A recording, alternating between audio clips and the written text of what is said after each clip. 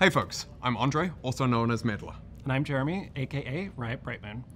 Today we'll be joined by two guests, Lexi Riot Lexical Gao, our Champions team lead, who's going to talk more about Champions.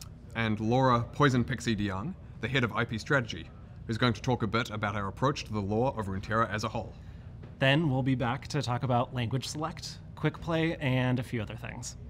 All right, let's hand things over to Riot Lexical for an update on Champions. Hi everyone, I'm Lexi Riot Lexical Gao, the Champions team lead. Since we last talked, both Naafiri and Briar have joined the Rift with vicious bites and a hangry attitude. Next up, we'll be releasing our new artistic mid laner, Hui. Hui's mastery of his craft gives him the tools needed to bring his artistic visions to life. He owes much of his skills to his previous masters, but after time and exploration, he has transcended their skill and created his own unique style. While Hui comes prepared with what he wants to paint, his extensive palette of possibilities leaves room to learn, experiment, and master.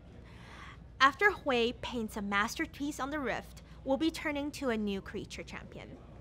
Though this one's a bit cuter than Naafiri. Our new creature, though cute and small, is smoldering with power, and he'll be sauntering onto the Rift with all the pomp and circumstance that befit a royal of his status. Further out, we have a Vestayan solo laner from a forest village with the ability to see what others easily overlook. Okay, that's it for new champions. Now on to everyone's favorite Scorpion. The Skarner team has been hard at work on the Astrali Defender. They've been thinking about everything from how many legs Skarner should have, the answer is 6, to how he would look scuttling around a wall, and even how his tail can pick up and throw a massive boulder. You know, the usual stuff. The team wrote a lot in today's Champions roadmap that cover his new gameplay and how it has impacted other areas of the design. That's it from the Champions team for now. We'll be back in January with more to share about 2024. Okay, it's been a little while since we spoke about League's lore. For a long time, League and associated experiences like short stories were our only way to tell stories in Runeterra. Nowadays though, that's no longer the case. So we want to talk a bit about how we're updating our approach to the lore, and then talk through some upcoming examples of how that will be reflected in League and in other places. To start with, we're going to pass things over to Laura DeYoung. Hi all, it's been a while. For some background, I'm Laura, a former art director on League, and nowadays I'm working as the head of IP Creative, which is a group planning how we evolve the League universes across all of our experiences. As Andre talked about earlier this year, over the years we've introduced inconsistencies that have woven their way into the storytelling and the world building of Runeterra. Some good examples are how Hextech was invented, and Yorick feeling just MIA during the Sentinels of Light event. Going forward, we don't believe that's the right approach, because that kind of fragmentation makes the world feel less believable, and it just undercuts meaningful character development. And frankly, it makes it hard for all of you to feel like you can really invest deeply in a story, knowing it might not be honored in future storytelling. So going forward, from today, all new storytelling is going to be part of one shared canon, rather than a jumble of different experiences that are similar but inconsistent.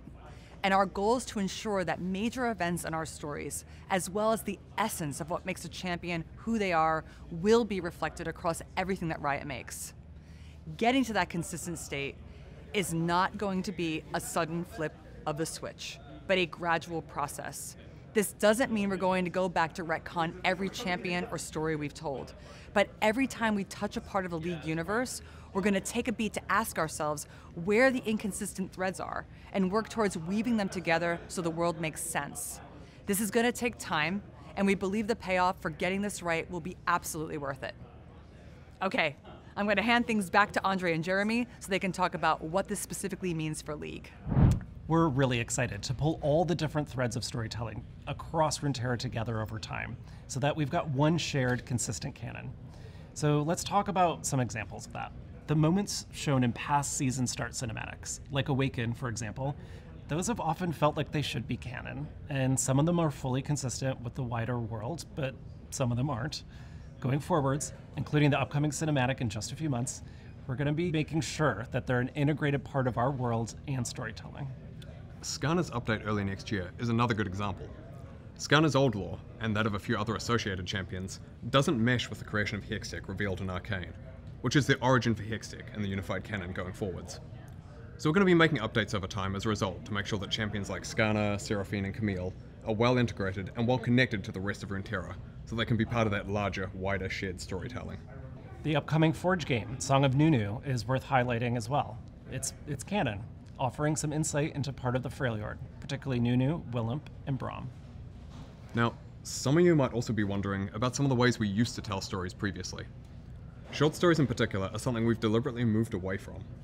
Short stories were an effective way to dig into character backgrounds more deeply when we didn't have other ways of doing so, but they've also always been a very niche experience that most players just never engaged with. So we're focusing instead on storytelling through other mediums, ones that also let us flesh out characters and the world, but do so while resonating with more of the wider player base.